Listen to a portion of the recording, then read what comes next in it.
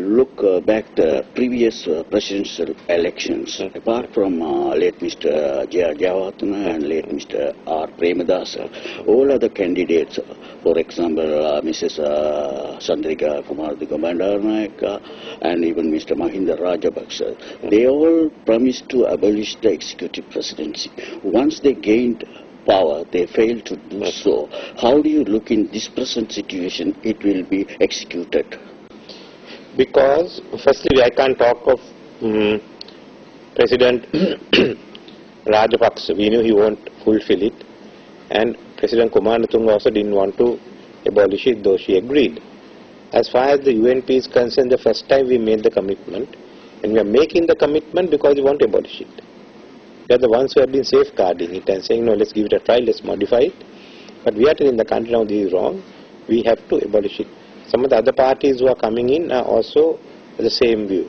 So that's why we are putting a non-party candidate to be president.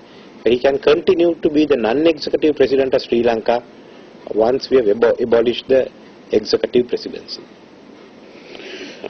As far as Sri Lankan executive presidency is concerned, how the neighboring and superpower, India, is feeling? They have no problem about it. It's a matter for us to decide. Yeah. And what we have decided, recommendations made in the Tissavitana report.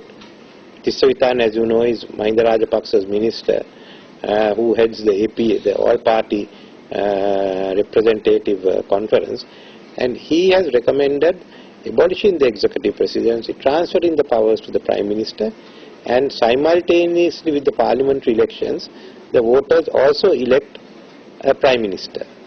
So then the same trend will be there. If the trend is for one party, the majority in the party, and the Prime Minister will be for that party.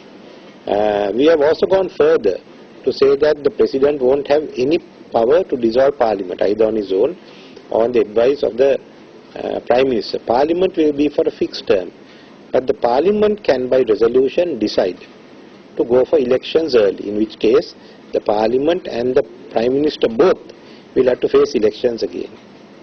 Okay.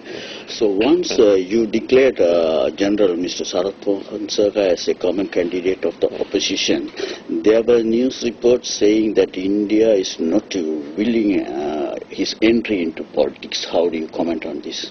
I haven't got any such information. People want to know who he is. He's an unknown quantity in most countries. But there has been no opposition, certainly not. Okay. So now we come into the situation of Tamils of Sri Lanka. As far as Tamils are concerned, since the independence of Sri Lanka, they have been deprived of their fundamental rights, sovereignty, homeland, by colonization and standardization, and a lot of discriminations. So finally, when the liberation struggle was taken up by the liberation tigers, the struggle of Tamils turned into a new page. You, as the representative of the Sri Lankan government, get into the ceasefire agreement.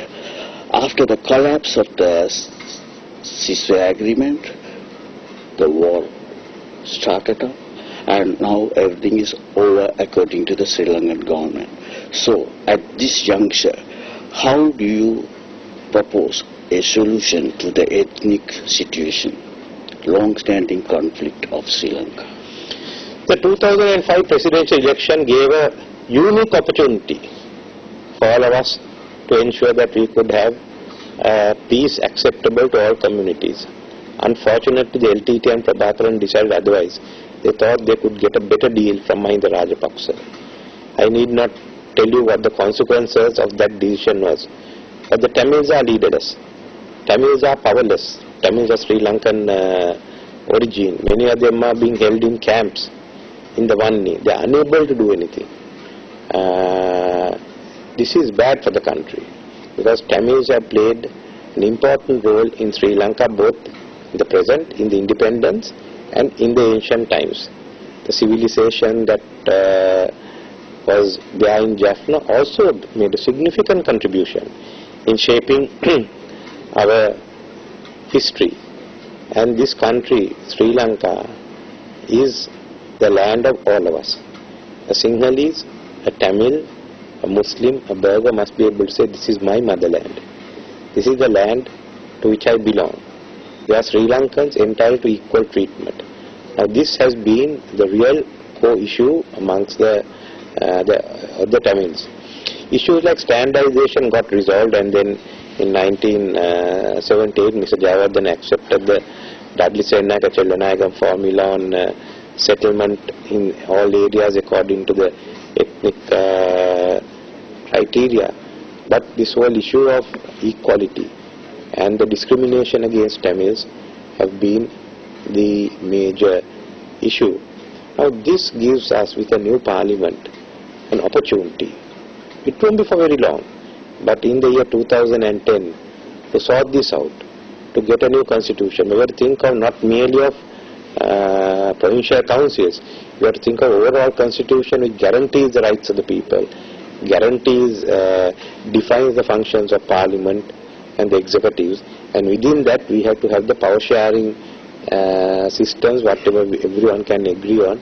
So we have to have a constitution acceptable to all communities. That's what we are working on, and that is why we want a new parliament with a mandate to prepare that constitution. The Tamils have suffered, and Tamils in the north, in a sense, are also leaderless. Many of their leaders are no longer among the living, but it doesn't mean that everything is lost. There are large number of Tamils, like many of you all out, who can help, and I have no doubt that we can build a new Sri Lanka based on this.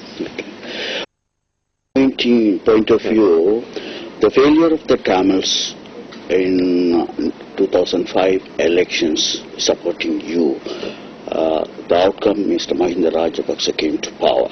But as far as Tamils are concerned, since the 1952, the colonization was started by the Senanayaka government, and again in 1965 there were discrimination in the government.